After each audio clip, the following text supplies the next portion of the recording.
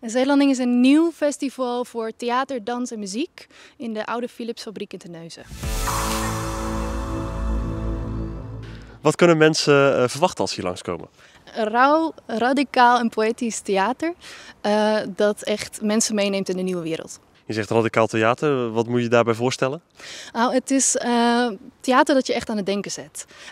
Maar ook meeneemt op hele toffe plekken en toffe gedachten. Dus we hebben bijvoorbeeld een soort technodans. We hebben olifanten die gaan dansen in de grote verhalen.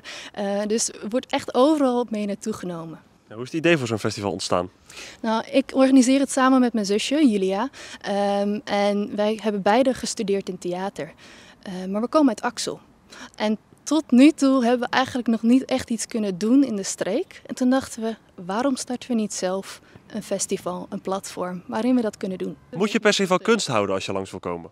Nee, je hoeft niet per se van kunst te houden. Er is echt van alles te zien en te beleven. Er is ook werk gemaakt door jongeren, dingen die je kan doen, die je kan zien, kan horen.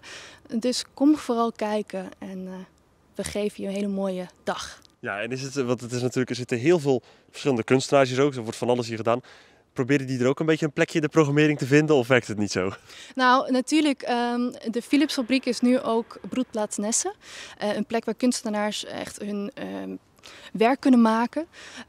En zij hebben ook open ateliers. Dus je kunt ook even kijken, wat is er nog meer hier gaande? Wanneer is het festival precies? 27 en 28 september in Terneuzen, de voormalige Philipsfabriek.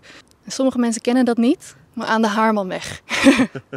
Mensen kunnen tickets kopen? Ja, zeker. Op onze website www.zeelanding.nl zijn dagtickets, maar ook een middag of een avond. Dus je hebt 4 kansen.